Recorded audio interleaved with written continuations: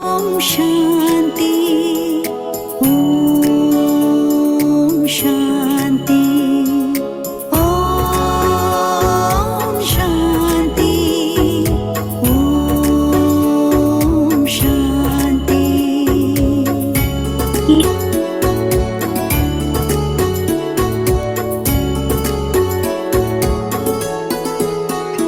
ओ परम पिता तू इतना प्यारा, अब तुझसे मिलन होगा। तुझको पाकर इन नैनों में प्रेम का मोती होगा। प्रेम का मोती होगा। परम पिता तू इतना प्यारा, अब तुझसे मिलन होगा। तुझको पाकर इन नैनों में प्रेम का मोती होगा। प्रेम का मोती होगा।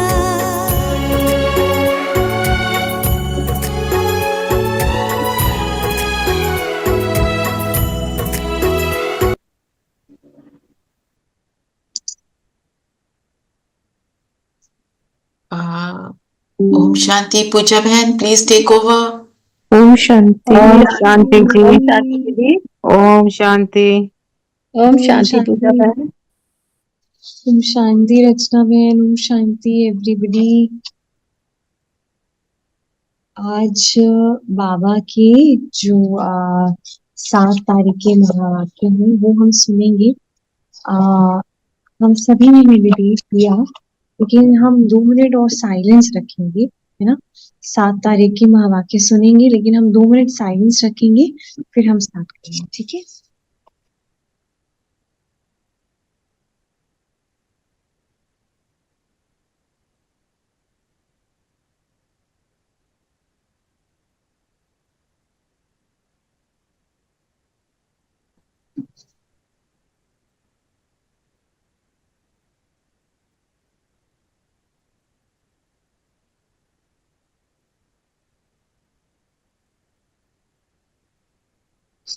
ओम शांति। ओम शांति जी। ओम शांति। ओम शांति ओम everybody। शांति। Good evening. Good evening. हाँ जी। आज बाबा ने 7 तारीख की 7 अक्टूबर की जो मूली चलाई, वो आज बाबा ने कहा कि जैसे बाप हम सब बच्चों को आए हैं इस कुंभी पाक नरक से निकालने, है ना। कुंभी पाक नरक क्या होता है, जो बहुत ज्यादा मतलब बोलते हैं ना कि एक होता है नरक, एक होता है घोर नरक। बाबा कहते कि बाप आए हैं तुम बच्चों को इस कुंभी पाक नरक से निकालने।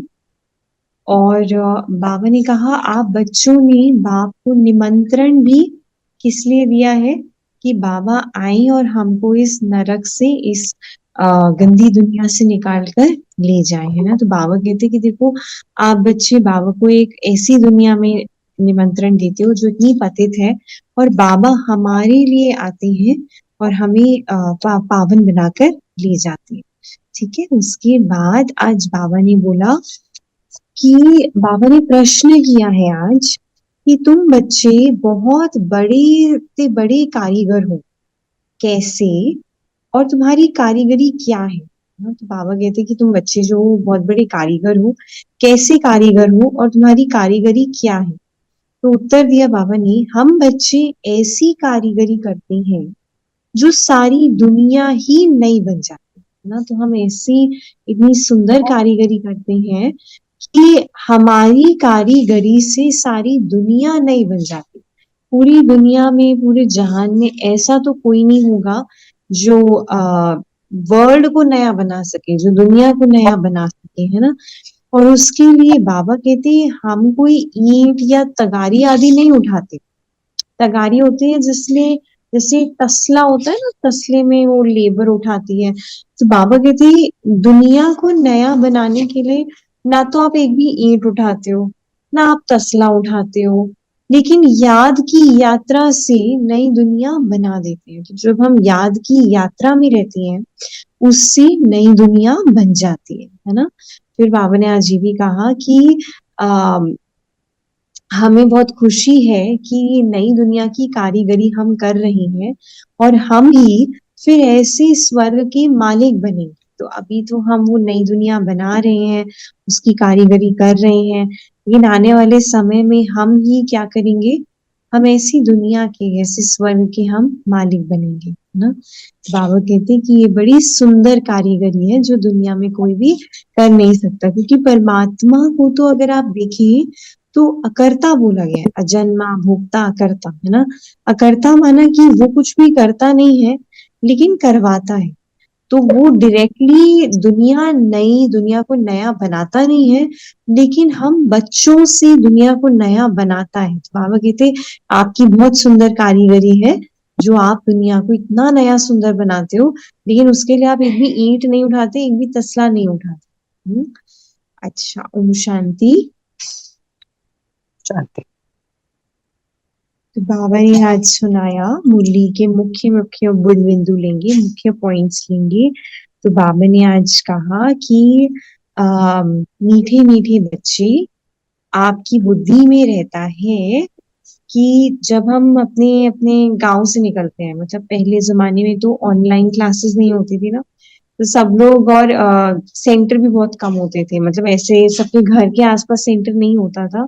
दूर दूर से लोग आते थे, अपने अपने गांव से आते थे, एक सेंटर होता था, दूर दूर से लोग आएंगे सुबह सुबह चल के क्लास करने के लिए। तो बाबा कहते हैं कि आप जब सुबह सुबह अपने अपने गांव से निकलते हो तो आपकी बुद्धि में क्या रहता है कि हम तो शिव बाबा की पाठशाला में जा रहे हैं, पाठशाला में जा रहे हैं हम पढ़ाई करने के लिए, है ना।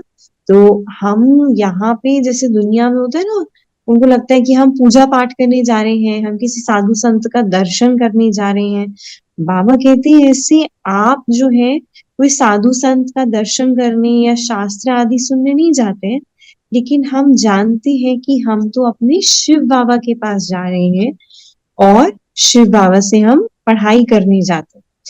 दुनिया में लेकिन जो मनुष्य होते हैं वो क्या समझते हैं कि शिव जो है, भगवान शिव, वो तो कहीं ऊपर में रहते हैं, वो तो ये सोचते हैं ना कैलाश पर्वत पे रहते हैं या कहीं ऊपर में रहते हैं। तो बाबा के दुनिया के मनुष्य समझते हैं कि शिव तो कहीं ऊपर में रहते हैं, और जब वो याद करते हैं तो उस समय वो आंखें खोल कर नहीं बैठते हैं, आंखें बंद करके बैठते हैं। जब शिव को याद करते हैं आंखें बंद करके देख बैठते हैं, और जितना जितना उन्होंने शिवलिंग को देखा हुआ होता है उसको फिर आंखें बंद करके अपनी बुद्धि से याद करते हैं, है ना। तो बाबा कहते हैं कि समझते हैं कि अगर आंखें खोलकर रखेंगे तो हमारी दृष्टि जो है कहीं भी जाएगी, मतलब जैसे अगर मैंने आंखें खोली और मैंने सामने किसी को देखा तो वो व्यक्ति कुछ कर रहा है तो मेरी दृष्टि जाएगी ना, मेरी नजर जाएगी।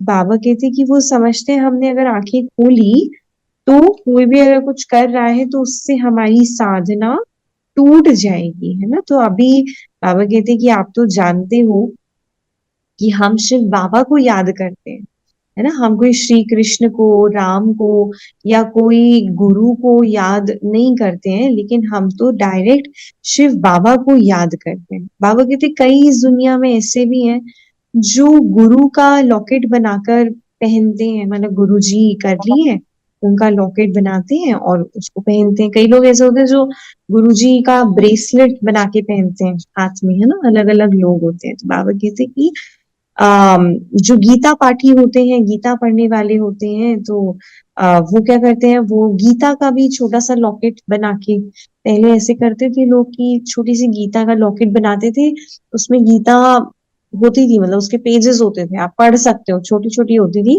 तो बाबा कहते हैं ऐसे भी होते हैं जो गीता का भी लॉकेट बना कर पहनते हैं, इतना छोटा लॉकेट।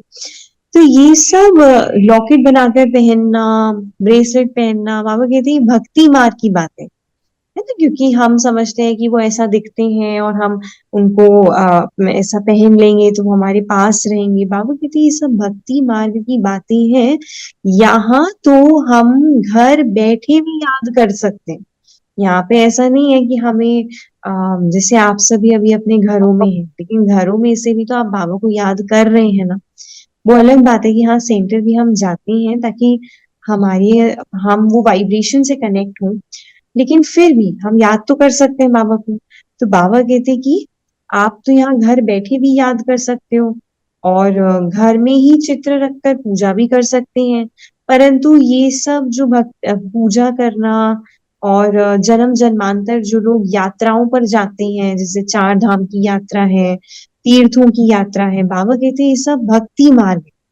तो देखो आज बाबा ने कहा 4 धाम क्यों कहते हैं? 4 धाम बोलो ना, 4 धाम की यात्रा करते हैं। तो 4 धाम का मतलब क्या है? 4 धाम का मतलब है कि 4 दिशाओं में, जैसे east, east, west, north, south, तो 4 दिशा, north, south, east, east, west, है ना? तो ये 4 दिशाओं में जाते हैं और चारों का चक्र लगाते हैं। तो बाबा कहते हैं भक्ति मार्ग में जो भक्ति मार्ग में तो भक्ति होती है। तो जब वो भक्ति शुरू होती है, तो शुरू में जब भक्ति शुरू होती है तो बहुत सारे देवी देवताओं की भक्ति नहीं होती है। शुरू में जब भक्ति शुरू होती है तब केवल शिव परमात्मा की भक्ति होती है। तो केवल एक भगवान की भक्ति होती है, मतलब एक ही भगवान है लेकिन एक की ही भक्ति होती है, तो इसीलिए उसको अव्यभिचारी भक्ति कहा जाता है। अव्यभिचारी मतलब जो एक की भक्ति होती है ना? फिर बाबा कहते हैं कि शुरू में तो जब भक्ति शुरू होती है तो अव्यभिचारी भक्ति होती है। उस समय सभी में ताकत होती है, सतो प्रधान होते हैं। लेकिन अभी तो गिरते गिरते गिरते तमो प्रधान हो गए। जब तमो प्रधान हो जाते हैं तो क्या होता है, कोई हमें बोलता है कि अच्छा आपका काम नहीं बन रहा तो आप इन भगवान को छोड़ के उन भगवान को याद करो, उन भगवान को छोड़ के इन भगवान को याद करो। तो हम क्या करते हैं, हम सबकी बात सुन के हम बहुत सारे लोगों की भक्ति करना शुरू कर देते हैं, देवी देवताओं की, मन और प्रकृति की। तो बाबा कहते फिर जब आप तमो प्रधान बन जाते हो तो आप अनेकों को याद करते रहते हो, मतलब भक्ति भी व्यभिचारी हो जाती है। फिर बाबा कहते कि ये जो हमारा शरीर है ये भी इस समय तमो प्रधान है, 5 तत्वों का बना हुआ शरीर है, उसकी भी पूजा करते रहते हैं। तो इसीलिए भक्ति व्यभिचारी हो गई ना, शरीर की भी पूजा कर रहे हैं, प्रकृति की भी पूजा कर रहे हैं, हर चीज की पूजा कर रहे हैं। तो बाबा कहते तो ये तो जैसे तमो प्रधान भक्ति हो गई। भूतों की पूजा, भूतों की पूजा माना जैसे 5 तत्व हैं तो 5 तत्वों को भी भूत बोला है कि पंचभूत। तो जैसे धरती, आकाश, वायु, ये 5 तत्वों को पंचभूत बोला गया है। बाबा कहते इनकी भी पूजा करते हैं, या इन 5 तत्वों से बने हुए शरीर की पूजा करते हैं। तो जैसे कि भूत पूजा हो गई, भूतों की पूजा करते हैं। पर बाबा कहते कि चलो इन बातों को दुनिया वाले तो नहीं समझते, आप तो समझते हो। पर आप, बाबा कहते हैं कि बाबा के जो बच्चे हैं वो भी यहाँ बैठते हैं, बाबा को याद करते हैं, तो तब भी कहीं ना कहीं बाहर में बुद्धि योग भटक जाता है ना। ऐसा लगता है कि जैसे हम यहाँ बैठे हैं लेकिन फिर भी किसी न किसी और चीज के बारे में सोचने लग जाते हैं, घर परिवार के बारे में या मुझे कुछ करना है उसके बारे में। तो बाबा कहते हैं यहाँ बैठे भी बुद्धि योग भटकता रहता है। बाबा फिर कहते हैं कि आप बच्चों को, जब आप शिव बाबा को याद करते हो तो आपको आंखें बंद नहीं करनी है। और हम बच्चों को पता है कि बाबा जो हमें श्रीमत देते हैं, तो श्रीमत पर चलने से ही हम श्रेष्ठ देवता बनेंगे, है ना? कोई और तरीका नहीं है। लेकिन जो बाबा की श्रीमत मिलती है, ज्ञान योग मिलता है, उस पर हम एक्यूरेट रीति चलेंगे तो हम देवी देवता, श्रेष्ठ देवताएं हम बन जाएंगे, है ना? तो बाबा कहते कि आप तो यहाँ बैठे हो और आपका देवी देवताओं का राज्य आप स्थापन खुद ही कर रहे, है ना? तो पहले बाबा कहते जब ज्ञान में नहीं आए थे तब थोड़ी पता था कि कैसे स्वर्ग की स्थापना कैसे होती है। बाबा कहते हैं कि अभी आप जानते हो कि बाबा कैसे हमारा बाप भी है और हमको टीचर बनकर पढ़ाते हैं और फिर हमको अपने साथ में ले जाएंगे, गुरु की तरह हमारी सदगति करेंगे, है ना? तो फिर बाबा कहते हैं वो जो दुनिया में गुरु होते हैं वो तो किसी की सदगति नहीं करते हैं, मतलब वो सदगति करना माना अपने साथ ले जाना। बाबा कहते वो तो अपने साथ नहीं ले जाते हैं, तो बाबा तो साथ भी ले जाएंगे, है ना? तो बाबा कहते कि बाप की रीति से, बाप टीचर सतगुरु है ना, तो बाप के रूप में हमें वर्षा देता है, टीचर के रूप में हमें श्रीमत देता है, पढ़ाता है, और सतगुरु के रूप में पुरानी दुनिया से नई दुनिया में हमको ले जाते हैं, है ना। तो बाबा कहते हैं कि ये सब बातें जो है, जैसे बहुत पुरानी बूढ़ी बूढ़ी माताएं जो होती है ना, भोली भाली बूढ़ी माताएं, बाबा कहते हैं उनको थोड़े ज्ञान की बहुत गूढ़ गहराई वाले पॉइंट्स थोड़े समझने में दिक्कत आती है ना। तो इसीलिए बाबा कहते हैं माताएं भोली भाली होती है ना, तो इतनी गहरी नहीं, लेकिन प्रीत उनकी बहुत होती है। तो इसीलिए बाबा माताओं के लिए बाबा कहते हैं मैं मुख्य बात समझाता हूँ कि बस अपने को आत्मा समझो और शिव बाबा को याद करो। इतना गहराई में डिटेल में अगर नहीं मतलब कईयों को हो जाती है दिक्कत, बाबा कहते हैं ठीक है, कोई बात नहीं, आप केवल अपने को आत्मा समझो और शिव बाबा को याद करो। तो फिर बाबा क्या कहते हैं कि जैसे हम सभी हैं, हम सभी शिव बाबा के बच्चे हैं, है ना। हम सभी भगवान के बच्चे हैं, शिव बाबा के बच्चे हैं। तो पिता क्या करता है, बच्चों को वर्षा देता है, तो हमें भी बाबा स्वर्ग का वर्षा देंगे। कोई मतलब वो भगवान है ना, हम भगवान के बच्चे हैं, तो हमें कोई नॉर्मल चीज थोड़ी ना उससे मिलेगी। हम उससे पाई पैसा मांगते हैं, छोटी छोटी चीजें मांगते हैं, तो बाबा कहते हैं आपको तो मैं स्वर्ग का वर्षा दूंगा। फिर बाबा कहते हैं कि बूढ़ी बूढ़ी जो माताएं होती हैं उनको जो है समझने में थोड़ा दिक्कत आती है, तो बाबा कहते हैं उनको बहुत प्यार से बैठकर तोतली भाषा में बैठकर समझाओ। जैसे बच्चे होते हैं ना, बच्चों को हम कैसे समझाते हैं कि आपको पता है अभी हमको वहां जाना है, फिर हम ये करेंगे, तो उनकी भाषा में, तोतली भाषा में समझाते हैं। तो बाबा ने कहा ऐसे ही बूढ़ी माताओं को भी, माताएं भोली होती है ना, तो उनकी उनकी भाषा में, तोतली भाषा में बैठकर समझाना चाहिए कि माता जी स्वर्ग आ रहा है, आप चलोगे ना स्वर्ग में, तो चलो अभी आप बाबा को याद करो। तो ऐसे ऐसे करके उनको समझाना है। तो बाबा कहते हैं कि इस समय पुरानी दुनिया नई बन रही है, नई से पुरानी से नई बन रही है।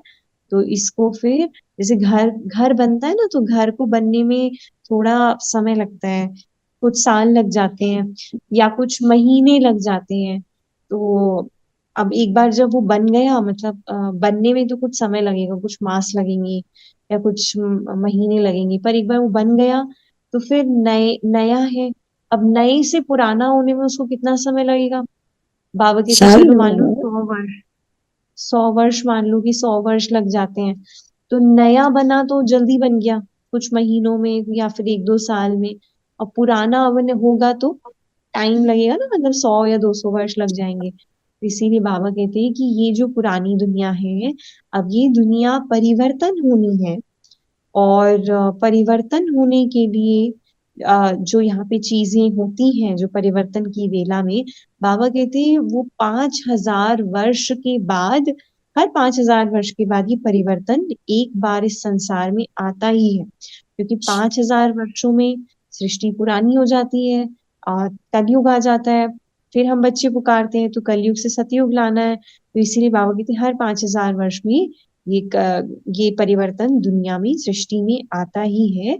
और ये लेकिन जो बूढ़ी बूढ़ी माताएं होती हैं, भोली भोली माताएं, बाबा कहते हैं उनको तो समझने में थोड़ा सा दिक्कत होती है ना। तो बाबा कहते हैं कि इसीलिए जो ब्राह्मणियां होती हैं, जो जैसे सेंटर पे दीदियां होती हैं, उनका काम क्या है कि बस उनके लिए एक अक्षर ही उनको समझाना है ना। हम ये नहीं सोच सकते कि अच्छा ये बूढ़ी माता सारा समझ जाए, लेकिन हाँ, हमें क्या करना है, हमको उनको जितना उनको चाहिए उतना समझाना है ना। अभी उनको नहीं, इतना रॉकेट साइंस में नहीं जाना है, जितना उनको चाहिए, जितना उनको समझ में आए उतना उस रीति से उनको बहुत प्यार से समझाना होता है। तो बाबा कहते हैं कि उनके लिए तो बस थोड़ा सा ही काफी है, बस उनको ये बोलो कि आप अपनी को आत्मा समझो और बाबा को याद करो, है ना। तो फिर उनको ये समझाना है कि हम तो परम धाम में रहते थे, फिर हम यहाँ आए हैं अपना पार्ट बजाने। बाबा कहते हैं ये मूल बात जो है, जो बाबा कहते हैं कि मुझे याद करो और सुख धाम को याद करो, है ना, मतलब बाबा को याद करो और स्वर्ग जो आने वाला है उस दुनिया को याद करो। तो बाबा कहते हैं बस ये मूल बात ही उनको समझानी है कि हम याद करेंगे तो हमारे पाप कट जाएंगे, फिर हम स्वर्ग में आएंगे। तो इसीलिए बाबा कहते हैं ये बड़े प्यार से उनको समझाना है ना। जैसे जो बूढ़ी माताएं होती हैं, तो बाबा कहते हैं कि वो हिरी हुई होती हैं। हिरी हुई माना उन्हें आदत लग गई होती है कि जब वो सत्संगों में जाती हैं, भक्ति करती हैं, तो वहां पे क्या होता है, सत्संगों में भक्ति होती है, गाना बजाना होता है, तो उसकी आदत लग गई होती है बूढ़ी बूढ़ी माताओं को कि सत्संगों में जाना, फिर गाने बजाने करना, ढोल नगाड़े बजाना, गीत गाने गाना, डांस करना। तो बाबा कहते फिर उनको बार बार समझाना पड़ता है कि आपको ये सब नहीं करना, लेकिन आपको दिल से बाबा को याद करना है ना। फिर वो समझ जाती हैं, फिर वो बाबा को याद करती हैं। तो इसीलिए बाबा कहते कि उनको भी बहुत प्यार से आपको समझाना है कि स्कूल में तो पढ़ाई होती है ना, तो कथा नहीं सुनी जाती स्कूल में, कथा थोड़ी सुनाएंगे स्कूल में, तो हर सब्जेक्ट की अपनी पढ़ाई होती है। तो फिर इसीलिए बाबा ने कहा कि देखो भक्ति मार्ग में तो बहुत अनेकों कथाएं हमने सुनी ही है, तो लेकिन उन कथाएं सुनकर तो हम पुरानी दुनिया से नई दुनिया नहीं ला पाए ना। वो भक्ति करने से, कथाएं सुनने से कोई दुनिया नई थोड़ी बन गई, वो तो कब से हम करते आ रहे हैं। तो इसीलिए बाबा कहते कि अभी बस अपने आप को यही समझाना है कि हम भक्ति मार्ग को तो अच्छी रीति जान ही गए हैं।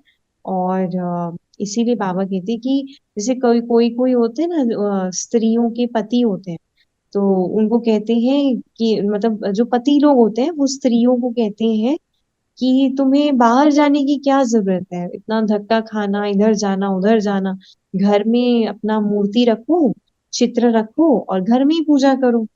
कई ऐसे होते हैं जो बोलते हैं ना कि जो देखते हैं कि बूढ़ी माता है या कोई पत्नी है जो बहुत परेशान होती है, रोज मंदिर जाती है या रोज कहीं जाती है, तो वो कहते हैं तुम घर में ही मूर्ति रख लो, अपने ठाकुर जी की या अपने बाल गोपाल की या अपने राम की, और घर में ही पूजा करो, कहीं जाने की जरूरत क्या है ना। तो ऐसा भी जो पति लोग होते हैं वो भक्ति मार्ग में कहते हैं कि घर में ही करो, बाहर जाने की क्या जरूरत है ना। तो बाबा कहते हैं लेकिन बोलते हैं कि बाहर धक्का खाने क्यों जाती हो, घर में ही करो।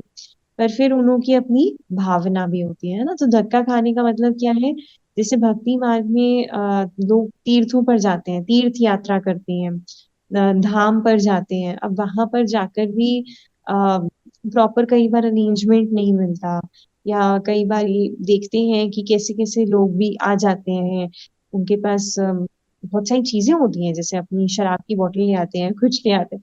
तो बाबा कहते हैं धक्का ही खाना है ना, अपने घर में रहकर ही याद करो, है ना। तो इसीलिए बोलते हैं कि भक्ति मार्ग में हमने बहुत धक्के खाए, बहुत यात्राएं करी, है ना। लेकिन ज्ञान मार्ग जो होता है, ज्ञान मार्ग में तो ऐसा कुछ नहीं होता कि हम कहीं जाएं, हम कहीं ऐसे पूजा पाठ करने तीर्थों पर जाएं या चार धाम पर जाएं। बाबा कहते हैं अभी सतयुग त्रेता में कोई यात्रा थोड़ी करेंगे, हम कहीं तीर्थ पर या चार धाम पर थोड़ी जाएंगे, वहां पे तो कोई मंदिर भी नहीं होता। इसीलिए बाबा कहते हैं कि उसको कहा जाता है भक्ति, और ज्ञान तो बाबा के सिवाय कोई दे नहीं सकता, है ना। और सदगति जो होती है ना वो ज्ञान के द्वारा ही होती है। जो हम सदगति को पाते हैं वो हम ज्ञान के द्वारा ही पाते हैं, है ना। तो इसीलिए बाबा कहते हैं कि शिव बाबा को, जैसे दुनिया में होता है ना, लोग अपने ऊपर श्री श्री का टाइटल रख लेते हैं, श्री का टाइटल रख लेते हैं। बाबा कहते हैं शिव बाबा तो ऐसा कोई टाइटल अपने ऊपर लगाते नहीं है, है ना। बाबा क्या कहते हैं, बाबा तो ऐसा कोई टाइटल अपने ऊपर रखवाते नहीं है। और बाबा कहते हैं आप बच्चों ने ही मुझे इस पतित दुनिया में निमंत्रण दिया। क्यों? कि हमने भक्ति मार्ग में क्या बोला, हम बाबा कहते हैं आपने मुझे बुलाया, शिव बाबा हम तो पतित बन गए हैं, अभी आप आओ और आकर हमको पावन बनाओ। तो भक्ति मार्ग में जो दलदल होता है ना, तो दलदल में बाबा कहते हैं आप तो यहाँ तक फंसे हुए थे, गले तक बिल्कुल, मतलब अंदर जा चुके थे। क्यों? क्योंकि जब हम भक्ति करते थे तो कोई हमें कुछ बोले, कोई हम कुछ सुन ले, तो हम वो हर चीज करते थे, हर संभव प्रयास करते थे, है ना। तो इसीलिए बाबा कहते कि आप तो दुबन में भक्ति मार्ग के दलदल में गले तक फंस पड़े थे, और फंस गए थे तो फिर चिल्लाते थे। फिर बाबा कहते विषय वासना के दुबन में भी फंस पड़े थे, है ना। जो विकार हैं, काम क्रोध लोभ मोह अहंकार ईर्ष्या द्वेष आलस्य अलविलापन, ये 10 विकारों में भी दलदल में आप, बाबा कहते आप फंस गए थे। और फंस कर आप चिल्ला रहे थे कि हमको पावन बनाओ, हमको बाहर निकालो, हमको यहाँ से ले चलो। बाबा कहते हैं कि बाबा को भी ड्रामा अनुसार जब बाबा का समय है आने का, उस समय पर बाबा आते हैं, है ना। जब अति हो जाती है 1936 में, जब बाबा को लगता है कि नहीं अभी मुझे जाना है, उस समय बाबा आते हैं। बाबा कहते हैं मैं भी ड्रामा में, मेरा भी पार्ट है, मैं बंधायमान हूँ ड्रामा के इस चक्कर में। मतलब कोई कहे कि परमात्मा जो है क्या कहते हैं, उसकी चॉइस है वो ना भी आए, लेकिन बाबा कहते हैं नहीं मुझे तो आना ही है, क्योंकि गीता में भी लिखा गया जब जब धर्म की अति ग्लानि होगी तब तब मैं आऊंगा। तो बाबा कहते मैं तो बंधा हुआ हूँ, मुझे तो आना ही है, मुझे तो इस नौरव नरक को से आप सबको निकालना ही है। इसको कुंभी पाक नरक भी कहते हैं ना, रौरव नरक जो है, माना कलयुग तो चल ही रहा है 1250 वर्ष से, पर बाबा कहते हैं ये अभी इस समय घोर नरक, कुंभी पाक नरक है ना। इसीलिए बाबा देखो, बाबा कहते हैं कि आप जो है लोगों को आप निमंत्रण देते हो, शादी पर जाने का या कोई फंक्शन होता है उसका निमंत्रण देते हो, और बाबा कहते हैं मुझे आप कैसा निमंत्रण देते हो, मुझे आप गंदी दुनिया में बुलाते हो, पतित दुनिया में बुलाते हो, मुझे पावन दुनिया में तो मैं नहीं आऊंगा। तो बाबा कहते हैं इसीलिए आप कहते हो हे पतित पावन बाबा, इस पतित दुनिया रावण की पुरानी दुनिया में आओ, हम गले तक इसमें फंसे हुए हैं। तो बाबा कहते हैं कि बाबा के सिवाय और कोई भी हमें यहाँ से निकाल नहीं सकता, है ना। कोई मनुष्य आत्मा की ताकत नहीं है जो हमको हमारे पाप कर्मों से, इस नर्क से निकाल के हमें स्वर्ग में भेज सके, स्वर्ग में ले जाए। वो केवल एक परमात्मा की ताकत है। इसीलिए हमने क्या बोला, पतित पावन बाबा आप आओ और हमको रावण की पुरानी दुनिया से बाहर निकालो, जेल से बाहर निकालो, है ना। इसीलिए क्या कहते हैं, ये भी कहते हैं ना, दूर देश का रहने वाला शिव बाबा आया देश पर आए, माना देश ये दुनिया अभी इस पे रावण का राज्य है। तो क्या कहते हैं कि शिव बाबा आप तो दूर देश के रहने वाले हो, अभी आप जो है पराये देश में आते हो, रावण के देश में आते हो, और आकर फिर हमें पावन बनाते हो। इसीलिए क्या गाते हैं, पतित पावन सीताराम, सीताराम, पतित पावन सीताराम, माना कि वो राम, परमात्मा को राम भी बोला गया है, वो भगवान, राजा राम की बात नहीं है यहाँ पे, ये भगवान राम की बात है, शिव बाबा की बात है, कि वो भगवान जो पतित दुनिया में आता है, हम पतितों को पावन बनाता है। और कौन है हम सीताएं हैं, हम सभी रावण की जेल में फंसी हुई सीताएं हैं, है ना। तो बाबा कहते हैं पतित पावन सीताराम आकर हमको पावन बनाओ। तो यही जैसे हमारा नारा लगा रहता है ना। तो बाबा को हम निमंत्रण देते हैं कि बाबा हमको आप कुंभी पाक नरक से निकालो, अब बहुत हो गया है ना। तो बाबा कहते हैं आप सबकी पुकार सुनकर और आपकी जैसे बोलते हैं ना ओबीडियंट सर्वेंट बन के, ओबीडियंट सर्वेंट माना आज्ञाकारी सेवक बनकर बाबा अभी हमारे सामने उपस्थित है ना। और बाबा कहते हैं कि आप बच्चों ने तो ड्रामा में बहुत दुख देखे, बाबा कहते हैं कि आप एक समय पर बहुत सुखी थे, तो आपने इस ड्रामा में अभी कलयुग के अंत में बहुत दुख भी देखा है ना। लेकिन अब बाबा आ गए हैं और अब बाबा आकर हमको लक्ष्मी नारायण के जैसा बनाते हैं। और फिर क्या होगा, लक्ष्मी नारायण के जैसा हम देवी देवता बन जाएंगे तो सतयुग में और त्रेता युग में आधा कल्प के लिए हमारा राज्य रहेगा। देवी देवताओं का राज्य होता है ना, देवभूमि कहा जाता है। तो बाबा कहते हैं आप राज्य करेंगे तो ये बातों को आप थोड़ा याद करो ना, थोड़ा स्मृति में लाओ, अपने आप को याद दिलाओ कि मैं देवी देवता थी और मैं सतयुग में राज्य करती थी, विश्व की मालिक थी। तो बाबा कहते कि जैसे कई ऐसे होते हैं जो जैसे बाबा ने फिर कहा बूढ़ी बूढ़ी माताएं जो आती हैं, हम प्यारी प्यारी माताएं, वो ज्यादा समझने में थोड़ा दिक्कत कई बार हो जाती, कई बार नहीं होती। तो जैसे मतलब जैसे होता है ना कि जैसे तीर्थ यात्रा पर जाते, तो हम नहीं जा रहे, हमारे साथ वाला जा रहा है, अब उसको हम तैयारी देखते हैं कि अच्छा ये जा रहा है, ये तीर्थ यात्रा पर जा रहा है, ये चार धाम की यात्रा पर जा रहा है, उसको देख कर कई बार हम भी चल पड़ते हैं कि चलो हम भी चलते हैं तीर्थ यात्रा पे, तीर्थों की यात्रा करके आएंगे, है ना। तो सामने वाले को देखकर कई बार खुद भी हम तैयार हो जाते हैं, हम भी चल पड़ते हैं। तो बाबा कहते हैं, लेकिन भक्ति मार्ग में आप कितनी भी भक्ति कर लो, कितना भी तीर्थ चले जाओ, धाम चले जाओ, कुछ भी कर लो, लेकिन भक्ति मार्ग में फिर भी आत्मा नीचे ही उतरती आती है, उसका गिरावट ही होता है ना। क्योंकि समझ तो रही नहीं है, बस हम भक्ति कर रहे हैं, लेकिन अपने अंदर कोई बदलाव हम नहीं ला रहे हैं, पुरुषार्थ हम नहीं कर रहे हैं। तो हम मंदिर जाते हैं और मंदिर में से आके हम फिर वैसे ही हो जाते हैं, हम फिर गुस्सा करते हैं सब पे, हम फिर झूठ बोलते हैं। तो हमारे अंदर कोई बदलाव तो नहीं आ रहा है ना। तो इसलिए भक्ति मार्ग में बाबा कहते हैं उतरते ही जाते हैं, है ना। तो इसीलिए बाबा कहते हैं कि अभी तो दुनिया में कोई तीर्थों की यात्रा करते हैं, कोई किसी चीज की यात्रा करते हैं, तो वो, लेकिन बाबा कहते हैं अभी तो सबसे बड़ी यात्रा जो है इस दुनिया में वो आपकी है। क्यों? कि आप तो, वो तो इस दुनिया में ही यात्रा करते हैं, लेकिन आप बच्चे बुद्धि से यहाँ से क्या करते हैं, हम परम धाम भी चले जाते हैं, हम स्वर्ग में भी चले जाते हैं।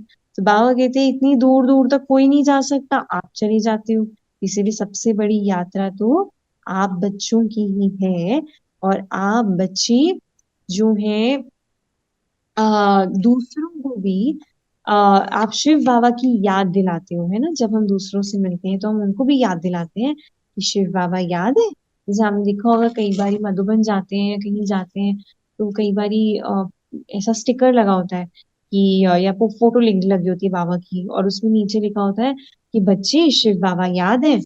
कई बार भंडारे में लगा होता है कि भोजन बना रहे हैं, लेकिन भोजन बनाते बनाते क्या शिव बाबा याद है। तो इसीलिए बाबा कहते हैं कि दूसरों से भी आप पूछते हो कि शिव बाबा का नाम याद है आपको। तो थोड़ा बहुत भी अगर कोई सुनता है या माताएं सुनती हैं तो उसका फल जरूर मिलेगा, है ना।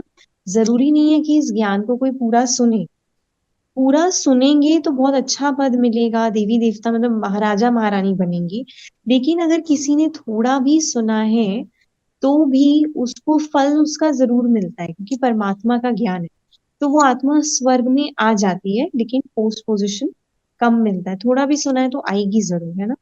लेकिन बाकी जो पद मिलता है, ऊंचा पद मिलता है, उसमें तो बाकी जो है हमारी पुरुषार्थ की ही बात होती है ना। ऊंच से ऊंच पद भी है, कम से कम पद भी है, रात दिन का फर्क हो जाता है। जैसे इस दुनिया में क्या होता है कि सभी हिंदू कहलाते हैं, है ना। लेकिन एक होता है कि देश का प्रेसिडेंट या प्राइम मिनिस्टर, एक होता है जो नॉर्मल कोई व्यक्ति है, एक होता है उससे भी कोई गए गुजरे, तो पोस्ट पोजीशन होता है ना, ऐसे वहां पर भी होता है। बाबा ने भी बोला जैसे कहाँ तो प्राइम मिनिस्टर होता है, कहाँ नौकर चाकर भी होते हैं। तो ऐसी राजधानी जो है नंबर वन होती है। पर हाँ ये बात है कि वहां पर कोई भी पाप आत्माएं या गंदे विकारी नहीं होंगे। विकारी जो विकार में जाते हैं, काम क्रोध लोभ मोह अहंकार, आलस्य ईर्ष्या द्वेष अलबेलापन, तो ये जो विकार है, इन विकारों में जो व्यक्ति जाता है उसको विकारी बोला जाता है। लेकिन वहां पे कोई भी विकारी व्यक्ति, पाप आत्माएं वहां होते ही नहीं है ना। इसीलिए हम सब भी जब बाबा पूछते हैं कि आप क्या बनोगे, आपको क्या बनना है, तो हम क्या कहते हैं, बाबा हम तो लक्ष्मी नारायण बनेंगे, हमें तो लक्ष्मी नारायण से कम नहीं बनना। कई बार आप बोलते हैं ना कि राम सीता बनना है, तो राम सीता तो त्रेता में होते हैं, राम सीता तो 14 कला संपन्न होते हैं, और राम सीता चंद्रवंशी होते हैं। लक्ष्मी नारायण सतयुग में होते हैं, लक्ष्मी नारायण 16 कला संपन्न होते हैं, और लक्ष्मी नारायण सूर्यवंशी होते हैं, मतलब लक्ष्मी नारायण राम सीता के पूर्वज होते हैं। तो हम क्या कहते हैं, नहीं नहीं बाबा हमें तो लक्ष्मी नारायण बनना है। तो जो बूढ़ी माताएं होती हैं वो भी हाथ उठाती हैं कि हमें तो लक्ष्मी नारायण बनना है ना। बाबा कहते हैं भले मानो कि बूढ़ी माताएं जो हैं, अगर भले नहीं भी ज्यादा उनको समझ में आता, फिर भी बाबा कहते हैं बाबा के पास आई हैं, बाबा के पास आती हैं, ज्ञान सुनती हैं, तो स्वर्ग में तो जरूर जाएंगी, स्वर्ग में तो जरूर वो पहुंच ही जाएंगी। चाहे कुछ भी कोई भी पद हो, लेकिन स्वर्ग में तो जरूर जाएंगे। बाबा कहते हैं कि देखो बाबा जो है ना, बाबा को इसीलिए गरीब निवाज भी बोला जाता है ना। गरीब निवाज का मतलब है कि बाबा गरीबों को आकर उठाते हैं और गरीब जो है वो बाबा को देखकर बहुत खुश होते हैं।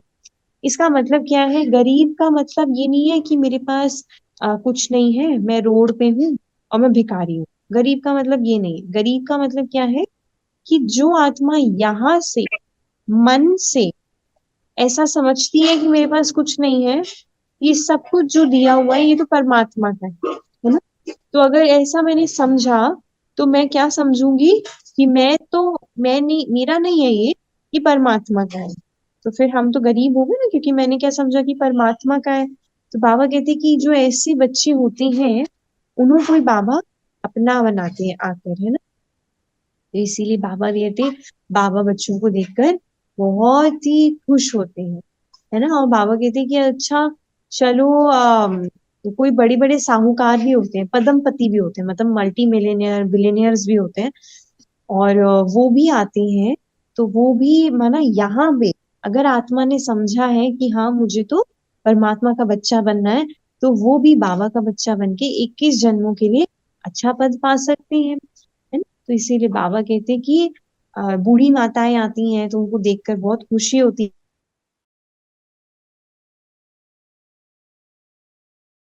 पाएंगी। तो इसीलिए बाबा कहते हैं कि ये तो इस समय रावणपुरी है, जो यहाँ पे रावण की नगरी में रहते अच्छा पढ़ेंगे, अच्छी रीति से पढ़ेंगे, तो फिर वो स्वर्ग में जाएंगे और स्वर्ग में श्री कृष्ण को भी अपनी गोद में झुलाएंगे, है ना। तो जैसे श्री कृष्ण जो होगा वो महल के अंदर होगा। अब महल के अंदर तो जो रॉयल लोग हैं वही होंगे ना, पूरा श्री कृष्ण की फैमिली होगी। कोई बाहर वाले अंदर आके थोड़ी श्री कृष्ण को झुलाएंगे, माना बाहर कोई प्रजा में है वो थोड़ी अंदर आके झुलाएगा।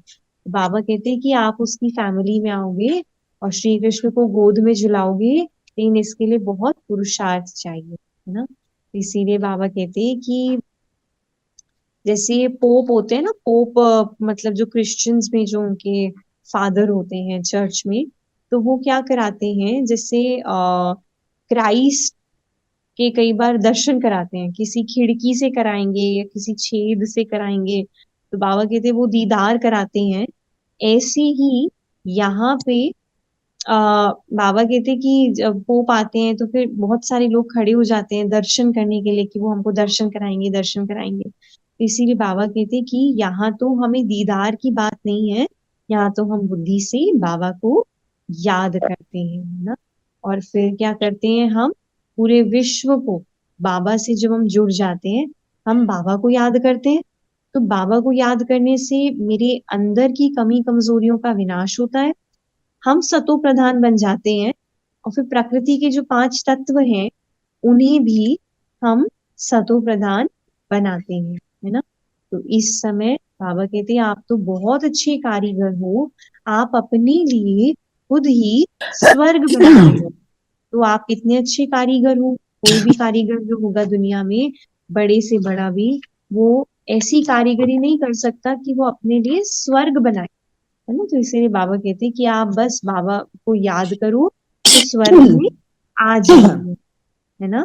तो इसीलिए बाबा कहते हैं कि ऐसे बाप को जो हमें स्वर्ग का मालिक बनाता है, उसको कभी भी हमको भूलना नहीं चाहिए, क्योंकि बाबा ने क्या बोला, मुझे याद करोगे तभी तो आप स्वर्ग में जाने के लायक बनोगे ना।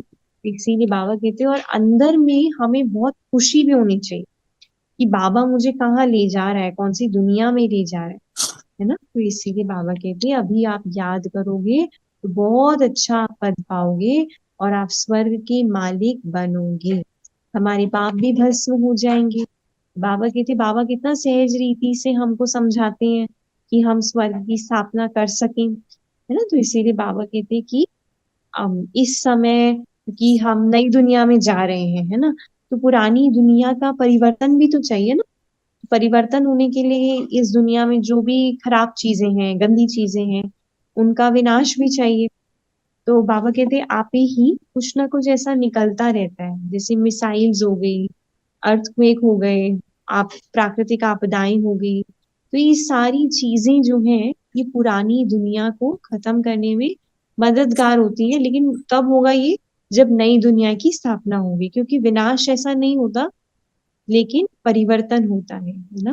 इसीलिए बाबा कहते हैं कि आप सभी अभी श्रेष्ठ स्वर्ग की स्थापना कर रहे हो, श्रीमत पर, श्रेष्ठ मत पर, है ना। तो इसीलिए बाबा ने कहा कि आप सबकी बुद्धि में अभी यही बात चलती रहती है कि एक दूसरे को हम ये सारी बातें सुनाएं, हमने जो सुना हम औरों को भी सुनाएं, ताकि वो भी परमात्मा से जुड़ जाएं।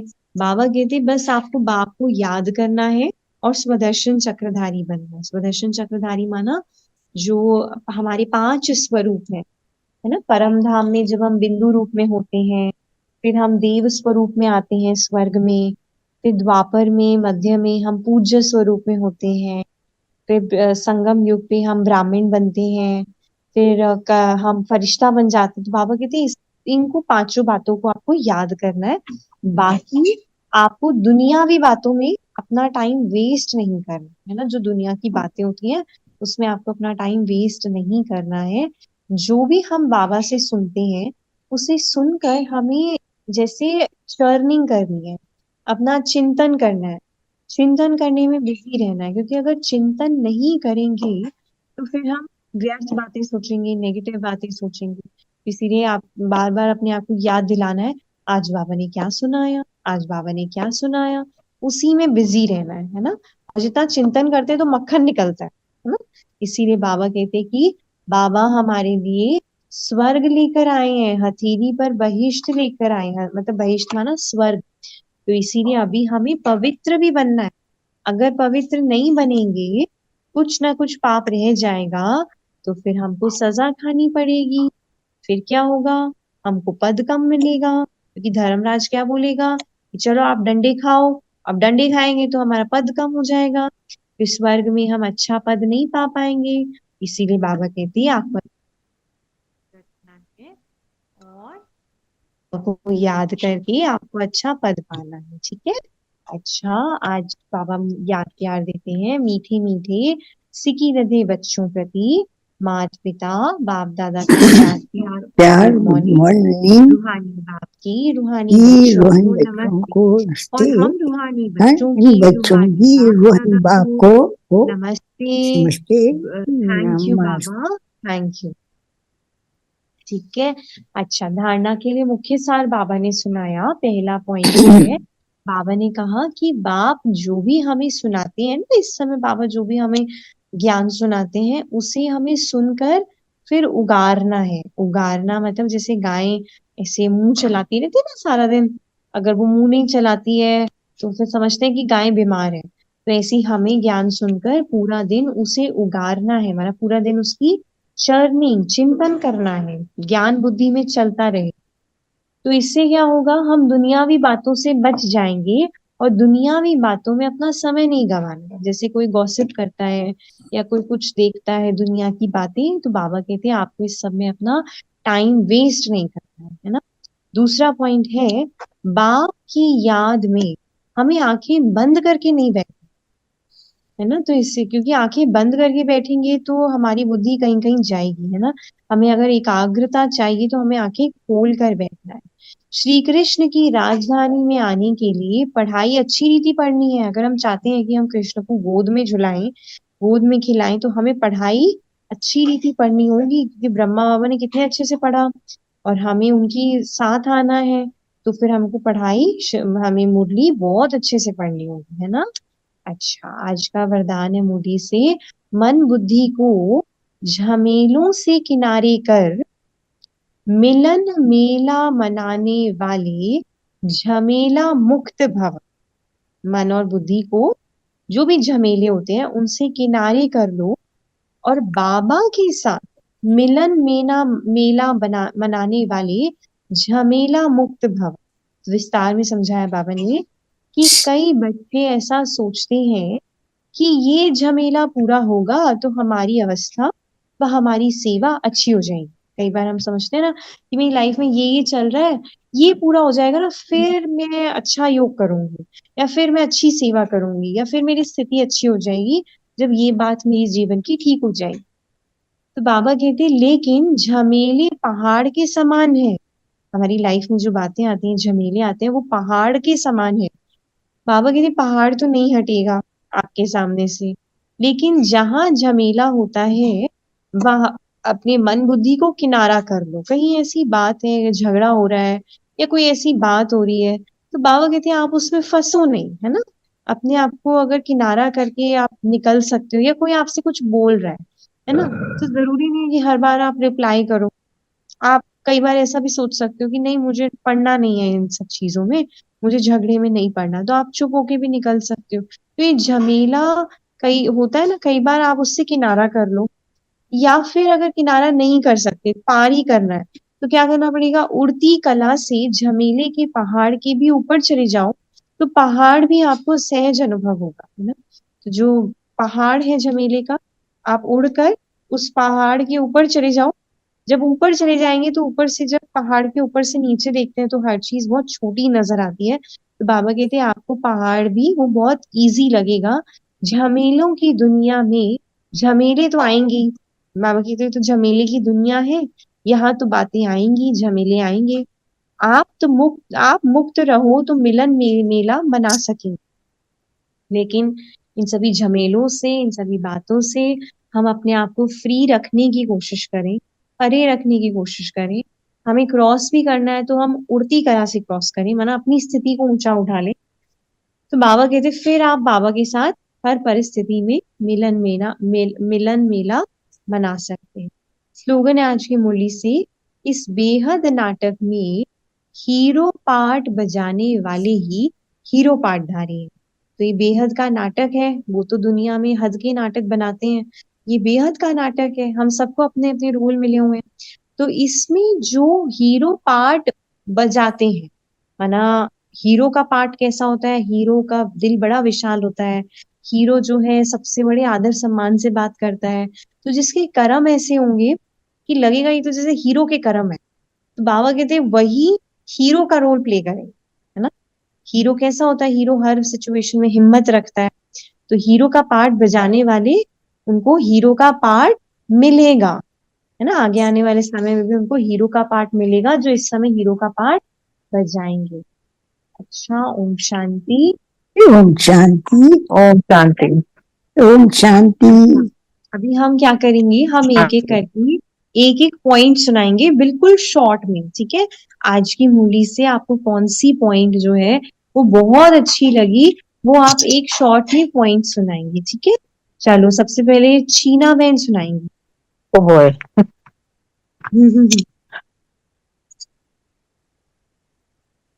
कोई भी एक पॉइंट।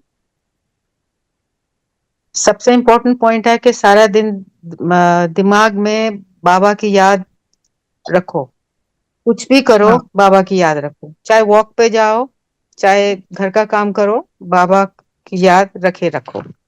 आई थिंक ये सबसे इम्पोर्टेंट है। बहुत अच्छा। अभी राज बहन सुनाएंगी एक पॉइंट, जो भी राज बहन को अच्छा लगा, राज बहन सुनाएंगी।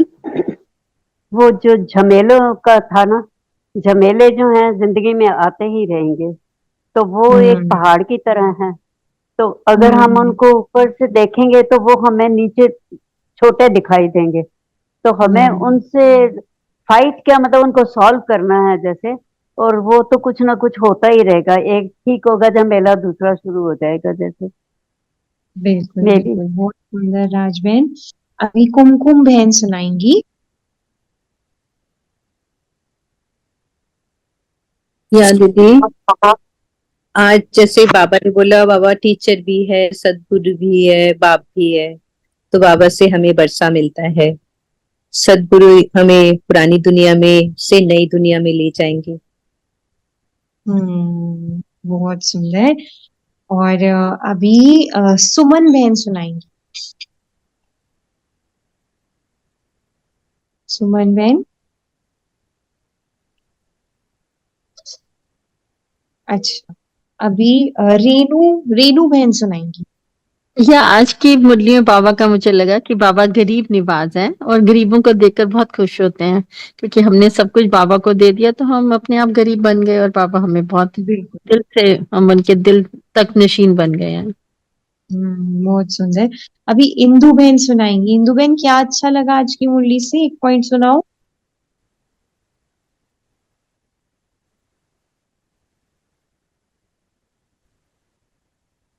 इंदु बहन। सॉरी क्योंकि माता ज्वाइन। आपकी आवाज थोड़ी कट रही थी, मुझे समझ नहीं आया। दोबारा बोलेंगे?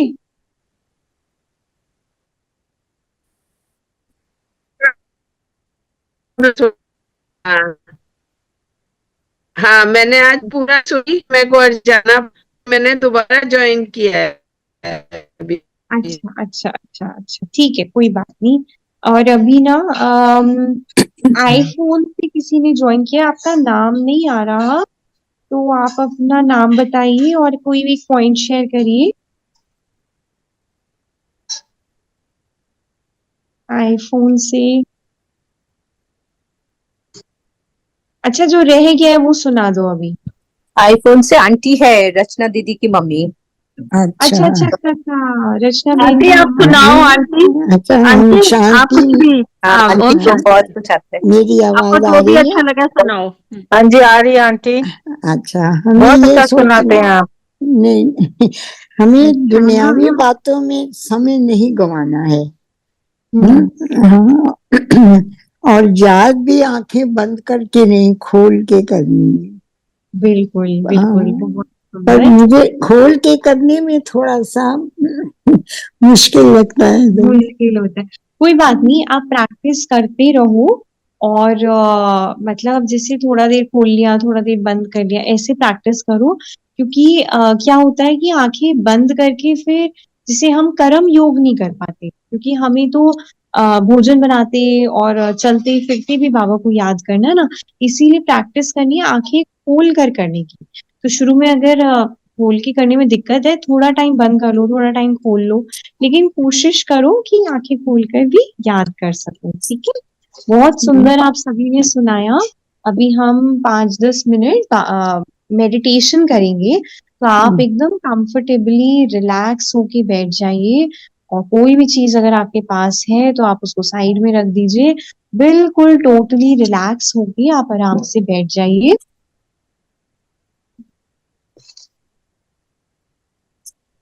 हाँ, खोल के बैठेंगे। हाँ जी हाँ जी, आँख खोल कर, आज बाबा ने आँख खोल कर बोला ना, तो आँख खोल कर अभी करेंगे, ठीक है। किसी भी एक पॉइंट पर आप अपना ध्यान लगाइए और वहीं देखना, ठीक है। इधर उधर ज्यादा आंखों को नहीं हिलाएंगे, तो लेकिन एक ही जगह देखेंगे।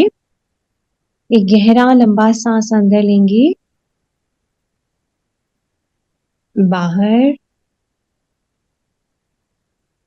एक और गहरा लंबा सांस अंदर लेंगे, बाहर।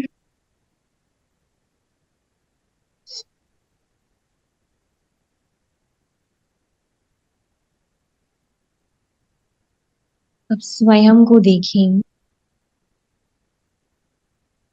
इस बेहद के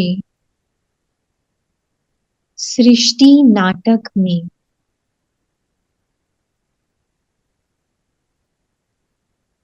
मैं एक बहुत स्पेशल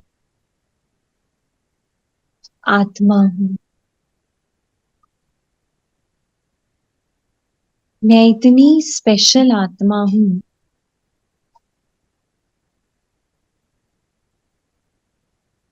कि मैं हीरो का पार्ट इस बेहद नाटक में बजा रही हूँ।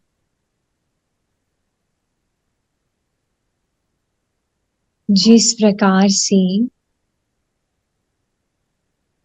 जो हीरो होता है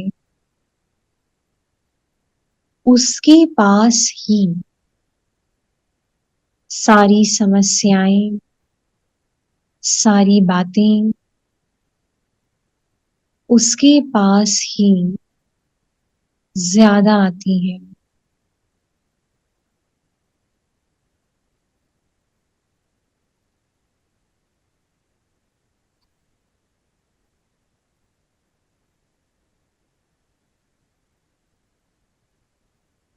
ऐसे ही क्योंकि मैं हीरो एक्टर हूँ, तो मेरे सामने भी अनेक परिस्थितियां, अनेक बातें आएंगी, मुझे स्ट्रॉन्ग बनाने के लिए, मुझे आगे बढ़ाने के लिए बहुत सी बातें मेरे मार्ग में आएंगी।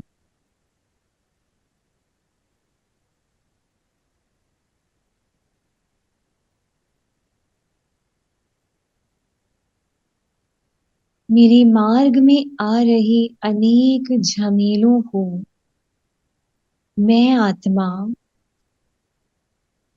हर बार अपनी श्रेष्ठ स्थिति से ऊंची उड़ान भरकर इन सभी झमेलों को मैं पार करूंगी।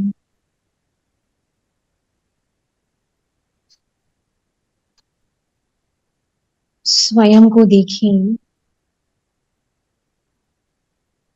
कि मैं आत्मा उड़ चली ऊंचे आसमान में,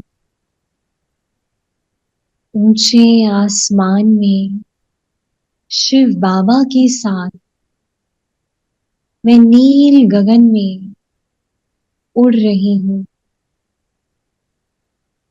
और इतनी ऊंचाई से जब मैं नीचे इस धरा पर देखती हूँ तो सभी बातें मुझे बहुत छोटी नजर आती हैं। सभी बातें मुझे बहुत हल्की नजर आती हैं।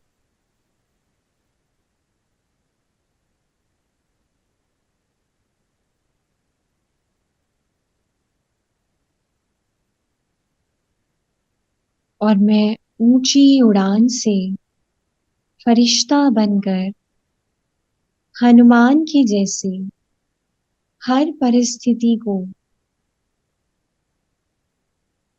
हर पहाड़ को ऊंची उड़ान से उड़कर बहुत सहज रीति से मैं पार कर लेती हूँ।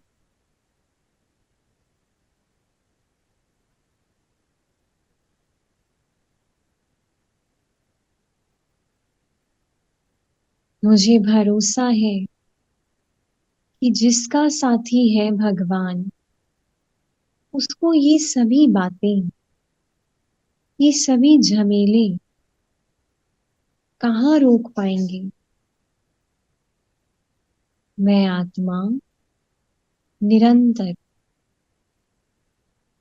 अपनी स्थिति को ऊंचा रखते हुए छोटी छोटी बातों में मैं परेशान नहीं होती। मैं आत्मा परमात्मा पर संपूर्ण भरोसा रखते हुए हर बात को फरिश्ता बनकर ऊंची उड़ान से क्रॉस कर लेती हूँ।